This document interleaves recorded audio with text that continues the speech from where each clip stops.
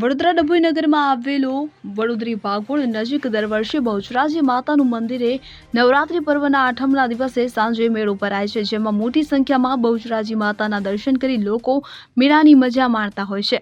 આ વર્ષે પણ નવરાત્રીની આઠમને દિવસે ડભોઈ નગરીના વડોદરી ભાગોળ નજીક આવેલ બહુચરાજી માતાના મંદિરે આઠમનો મેળો યોજાયો હતો। ડભોઈમાં આવેલ 4 ઐતિહાસિક ભાગોળની નજીક માતાજી બિરાજમાન છે, જે પૈકી ડભોઈની વડોદરી ભાગોળ નજીક આવેલ બહુચરાજી માતાના મંદિરે આસો સુદ આઠમના રોજ મેળો તથા નવચંડીનું આયોજન કરવામાં આવ્યું હતું। નવરાત્રી દરમિયાન 9 દિવસ આ મંદિરે આનંદના ગરબાનું પણ આયોજન કરવામાં આવે છે, જેમાં મોટી સંખ્યામાં ભાવિ ભક્તો આવી દર્શન કરી બહુચરાજી માતાની આરાધના મેળાની મજા માણતા હોય છે। આ મેળામાં ખાણીપીણીની લારીઓ, રમકડાની હાટડીઓ સહિત ભવ્ય મેળાનું આયોજન કરવામાં આવે છે। તો આઠમને દિવસે મોટી સંખ્યામાં નગરજનો આવી માતાજીના દર્શન કરી ધન્યતા અનુભવે છે। આઠમની તિથિ હોવાથી વડોદરી ભાગોળ નજીક આ બહુચર માનું મંદિર જે લગભગ 650 વર્ષ જૂનું છે, જે વિસળદેવ રાજાએ એની સ્થાપના કરી હતી। આઠમના દિવસે અહીં સવારમાં નવચંડી અને માતાજીનો ગરબો હોય, સાંજે હવન થાય અને અહીં મેળો પણ ભરાય છે બહુચરમાનો।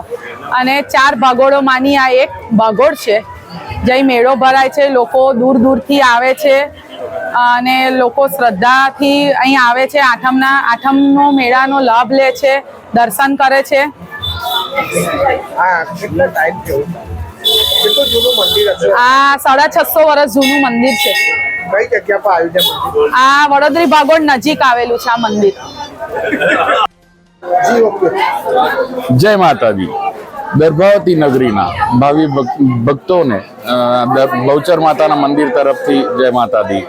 આપણા ડભોઈ દર્ભાવતી એટલે કે દર્ભાવતી નગરીના સોલંકી યુગના રાજા વિસળદેવની 4 ભાગોળોમાં જે દેવીઓની 4 દેવીઓની અસીમ સ્થાપના કરી હતી, તેવા 4 ભાગોળોમાંના એક એવો વડોદરી ભાગોળના બહુચરાજી મંદિરમાં આજે એટલે કે આસો સુદ આઠમના રોજ મહા મેળાનું આયોજન રાખેલું છે।